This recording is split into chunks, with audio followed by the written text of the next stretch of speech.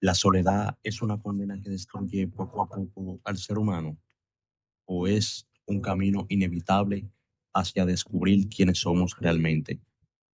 El ser humano desde el inicio de los tiempos ha luchado con esta experiencia universal, la soledad. A veces nos asusta, otras veces nos fortalece, pero siempre nos acompaña. Y el anime, con su crudeza y su sensibilidad, ha sabido retratar la soledad de una manera existencial, filosófica y profundamente emocional. Hoy no solo vamos a analizar algunos de los personajes más solitarios del anime, vamos a explorar cómo la soledad moldea identidades, destruye destinos o abre camino hacia la redención. Shinji Ikari, Gara, Gast de Berserk y Tolfin serán los compañeros en este viaje, y a través de ellos vamos a intentar responder a esta pregunta. ¿La soledad es un infierno o un espejo que nos revela quiénes somos realmente? La soledad es una de esas experiencias que todos, absolutamente todos, hemos sentido alguna vez. No importa la edad, la cultura o el lugar. Tarde o temprano, nos enfrentamos a ese silencio incómodo que llega cuando parece que nadie nos comprende o cuando simplemente estamos a solas con nuestros propios pensamientos. Pero aquí está la paradoja. Aunque tememos a la soledad, es precisamente en ella donde el ser humano muchas veces se descubre a sí mismo. En la filosofía, pensadores como Heidegger nos recordaron que el ser humano está arrojado al mundo.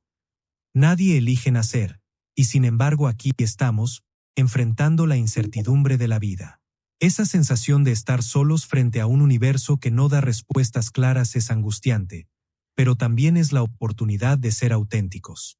Para Heidegger, la soledad no es un castigo, sino el escenario donde dejamos de distraernos con lo externo y empezamos a preguntarnos quiénes somos realmente. Por otro lado, Jean-Paul Sartre va un paso más allá y nos lanza una frase demoledora: el hombre está condenado a ser libre. Suena contradictorio, porque la libertad suele verse como algo positivo. Pero para Sartre, la libertad es un peso. Significa que no hay excusas, que nadie puede decidir por nosotros. Y esa libertad radical nos deja, inevitablemente, solos. Solos con nuestras elecciones, solos con nuestras consecuencias. La soledad, en este sentido, es la factura que pagamos por ser libres. Y no podemos olvidar la dimensión psicológica. La soledad no es siempre la misma. Existe una soledad negativa, que se manifiesta como aislamiento, vacío, heridas emocionales o traumas que nos cortan el vínculo con los demás. Pero también existe una soledad positiva, la que surge cuando nos damos un espacio para pensar, para sanar, para crecer. Es en ese silencio donde descubrimos nuestra resiliencia y donde, muchas veces, encontramos la chispa que nos impulsa a cambiar. El anime entiende perfectamente esta dualidad.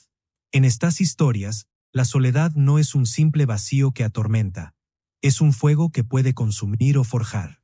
Algunos personajes quedan atrapados en esa oscuridad, paralizados por el miedo al rechazo o devorados por el odio.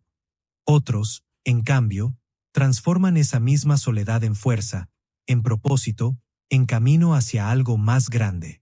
Por eso, cuando vemos a Shinji, Gaara, Guts o Thorfinn, no estamos viendo simples ficciones, estamos viendo reflejos de nuestra propia relación con la soledad. El anime convierte ese estado que solemos temer en una narrativa llena de matices. La soledad puede ser la cárcel, o la llave que abre la puerta de nuestra autenticidad. La soledad como parálisis. Shinji es quizás el retrato más brutal de la soledad contemporánea. Un chico incapaz de conectar emocionalmente con quienes lo rodean. Rei, Asuka, Misato, y sobre todo su padre. Psicológicamente, Shinji es el reflejo del miedo al rechazo. Se aísla porque teme que, al abrirse, solo recibirá dolor. Prefiere encerrarse en sí mismo, incluso si eso significa vivir paralizado. Sartre decía, el infierno son los otros. Pero Shinji nos recuerda que, aunque los otros sean un infierno, también son inevitables. Su soledad es la más peligrosa, la que inmoviliza, la que te hunde en ti mismo hasta olvidar cómo se siente vivir. La soledad como monstruo interior. Si Shinji se encierra, Gaara explota. Desde niño fue marcado por el rechazo, por el miedo que inspiraba en los demás, por una infancia sin amor ni seguridad. La soledad en él se convierte en odio, en rabia, en un monstruo que vive dentro de su pecho. Psicológicamente, es un caso claro de trauma de apego. La falta de lazos lo lleva a buscar significado en la violencia. Filosóficamente, Gaara es el ser arrojado de Heidegger, abandonado a un mundo que parece no tener lugar para él.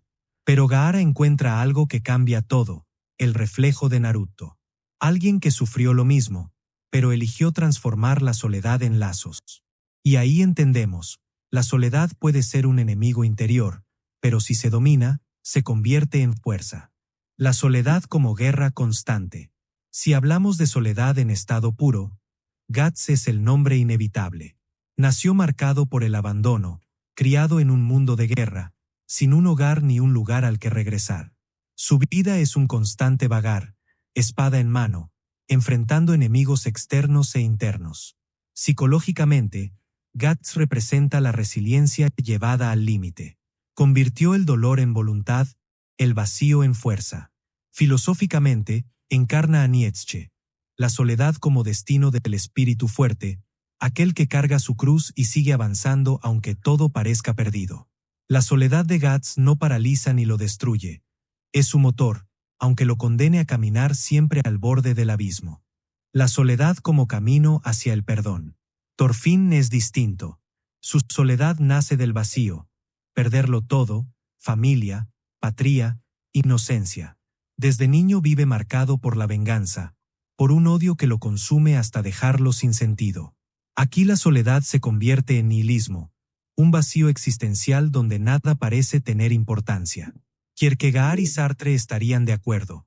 Cuando el mundo no te da sentido, tú tienes que elegir uno. Y ese es el camino de Thorfinn. Pasar de la soledad del odio a la soledad del perdón. Descubrir que la verdadera fuerza no está en destruir, sino en crear. Su viaje es el recordatorio de que incluso en medio del vacío más oscuro, podemos elegir sembrar vida en lugar de muerte.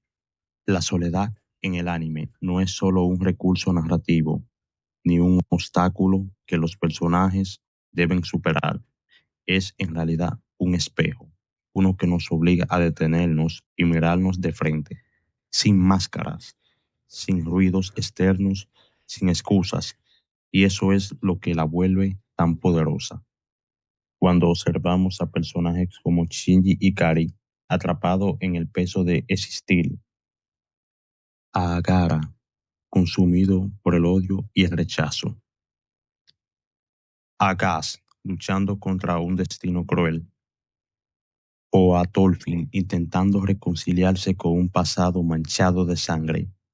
Lo que vemos no son solo héroes o antihéroes ficticios, vemos un reflejo de nosotros mismos. En esos momentos donde nos hemos sentido incomprendidos, abandonados o simplemente demasiado cansados para seguir. La soledad nos muestra nuestras grietas, pero también nos da la posibilidad de reconstruirnos. Nos puede hundir en la desesperación o puede darnos la claridad para redescubrir quiénes somos. Por eso, más que condena, la soledad puede ser una brújula que nos empuja a elegir entre rendirnos al vacío o usarlo como un impulso hacia un yo más auténtico. La lección que el anime nos deja es clara. La soledad no se elimina ni se huye de ella, se transforma. Es un fuego que puede consumirnos, sí, pero también puede forjarnos en algo más fuerte. Y aunque nos aterre, todos necesitamos pasar por el fuego alguna vez para entender lo que significa realmente estar vivo. Esto nos recuerda que la soledad no es solo un lugar oscuro, también puede ser la puerta hacia nuestra libertad. Queridos espectadores, gracias por llegar hasta aquí. Me gustaría agregar una última reflexión. Escogí el hito de este video basándome en el tema de la salud mental, que hoy en día es muy común la soledad entre las personas, Por otro lado, está el hecho que mi video sobre el hedonismo, en el cual traté una filosofía de manera general, la vinculé al anime. Ese hasta ahora ha sido el video que más visita me ha dado, por lo cual yo intuyo que hacer un contenido más general y no dedicado a una única obra tiene mejores resultados. Si es así, continuaré subiendo video con este estilo, por supuesto sin dejar de lado hacerle análisis a los personajes de manera personal. Para el lunes de la próxima semana tengo pensado subir un video sobre Madara, ya que fue uno de los primeros videos que hice.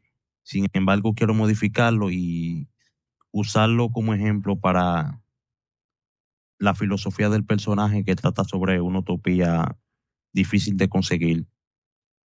Nada más que decirle, les sugiero suscribirse, que compartan, que le den like